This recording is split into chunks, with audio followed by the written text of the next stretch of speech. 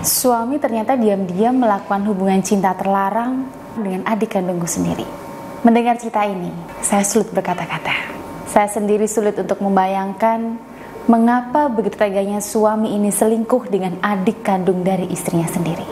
Halo semuanya, jika sekarang Bunda tonton video saya kali ini, maka Bunda sedang menonton video di segmen Kisah Ratu Aura.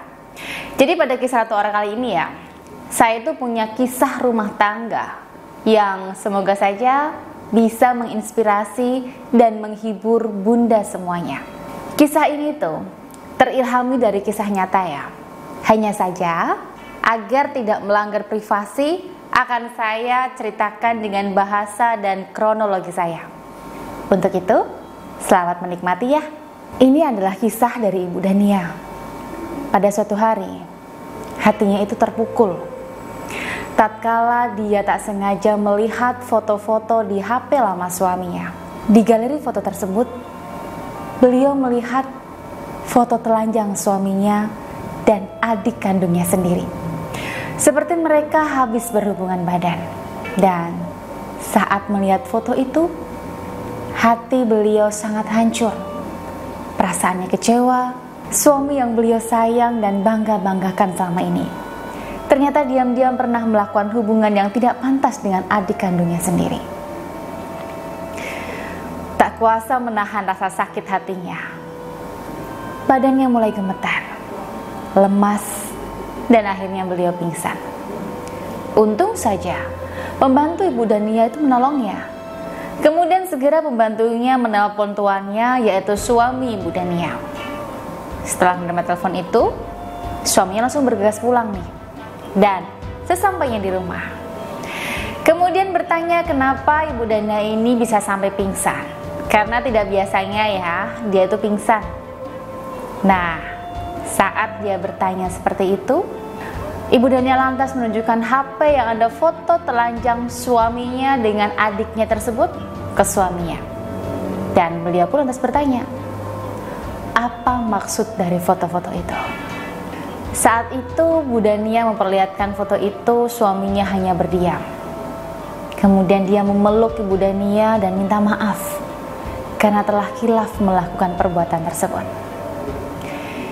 Ibu Dania pun meronta dan melepas pelukan suami agar dia bisa pergi. Tapi suami menahannya. Kemudian suami berkata jujur, jika foto itu diambil 7 tahun yang lalu.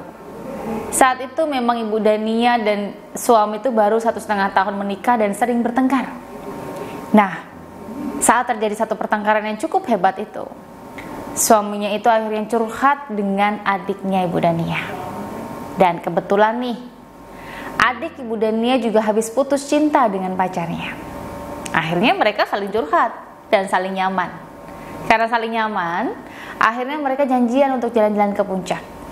Dan di puncak itulah akhirnya suami khilaf dan mereka melakukan hubungan ranjang. Tapi saat menceritakan itu, suaminya itu menangis dan mengaku menyesal melakukannya. Bahkan dia bersumpah nih, jika melakukannya hanya 1 kali saja dan tidak pernah mengulanginya lagi. Ibu Dania pun hanya menangis mendengar cerita suaminya. Kemudian setelah suami selesai cerita, suaminya pergi meninggalkan Ibu Dania. Setelah kejadian itu, hampir 3 hari Ibu Dania tidak bicara dengan suaminya. Tapi mungkin karena suami itu ingin memperlihatkan penyesalannya, maka suami selalu perhatian dan tidak marah meskipun didiamkan oleh Ibu Dania. Dia sabar. Setiap pagi mesti Ibu Dania ini dingin, dia selalu coba peluk dan cium Ibu Dania. Dan sikap-sikap baik suaminya ini akhirnya membuat Ibu Dania luluh dan memaafkan kesalahan suaminya. Hingga akhirnya mereka saling komunikasi kembali. Tapi meski sudah memaafkan ya, rasa sakit itu masih sulit untuk hilang. Bahkan setiap malam, rasa sakit dan kecewa itu masih sering muncul, sehingga menghilangkan gairah Ibu Dania terhadap suaminya. Sampai saat ini pun, Ibu Dania ini gak mau ketemu dengan adiknya. Karena jika bertemu, maka memori itu muncul dan menyiksa batinnya. Ya, menurut saya ini adalah hal yang wajar ya.